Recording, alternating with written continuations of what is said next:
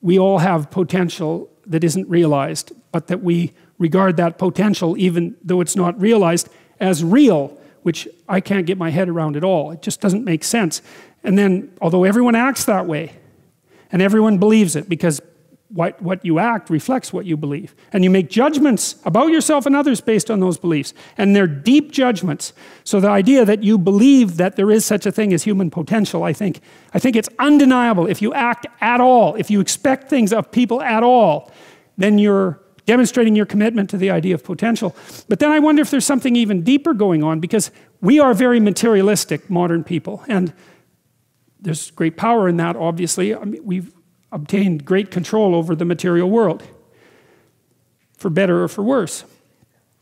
But we do have a tendency to think of the world purely as a material structure, and it isn't really obvious to me that the world is exactly a material structure. It seems to be something more like constrained potential, you know, because everything is a certain way, but everything that is a certain way could be a multitude of other ways, and almost an infinite multitude of other ways.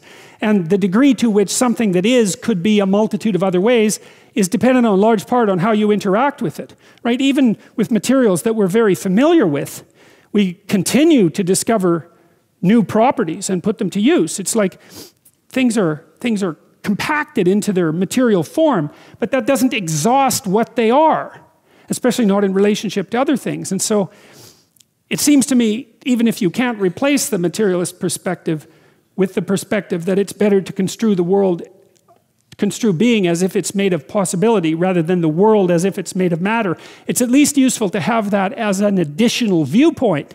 Is that because you could say, well, the material philosophy is very useful as a tool for obtaining certain sorts of benefits, which it clearly is. But then this more metaphysical perspective, which I think is more accurate in some ways, that the world is a place of potential, is also an extraordinarily useful way to approach the world. And it is practically useful, you know. We talked last week a little bit about doing something as simple as trying to organize a room. It's by no means obvious how much potential there is in a room. Right? There's a very large amount of potential in any given room, a tremendous amount of potential, especially if it's connected with people. And maybe an inexhaustible amount of potential. And maybe there's an inexhaustible amount of potential everywhere, and that we just don't know how to get access to it. Well, that's certainly true.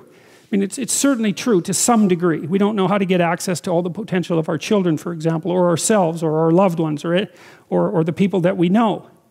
So don't be so sure that it's impossible. Or maybe don't let the assumption that it's impossible stop you from going forth into the world. That would be, and that's a, what would you say? That's like an inoculation against nihilism.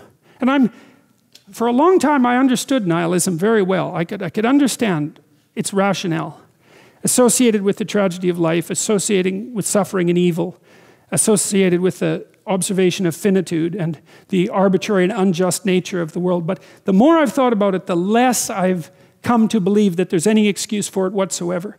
And I think the reason for that is that it forestalls effort. It forestalls the ability to discover for yourself. It's easier to be useless. Now, and I'm not, believe me, I'm not making that case. I'm not saying that that's what's besetting people who are clinically depressed, for example. That's not my point.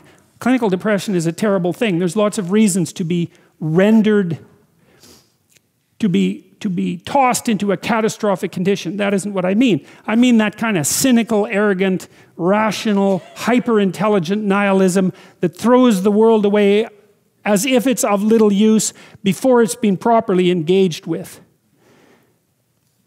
Better to engage with it and see what happens, and better to make the assumption that if the world isn't returning to you what it is that you need, then either you're not doing it right or you've conceptualized what you need badly. Why not at least open yourself up to that possibility, right? Because you could be wrong. Hopefully, if you're suffering, this is a great thing to know. Hopefully, if you're suffering, you're wrong. Because if you're suffering and you're right, then there's nowhere to go. So it's very useful to find out whatever errors you might be committing. Another thing that's really interesting about the Jews in the Old Testament, it's a remarkable thing. Every single time they get flattened by God, it's always their fault. They never say the world that God created was corrupt and God is evil. They never say that, no matter what happens, right? No matter what catastrophe occurs, when they have every reason to at least put that hypothesis forward, they don't. They say, we erred, we walked off the path, it's our fault.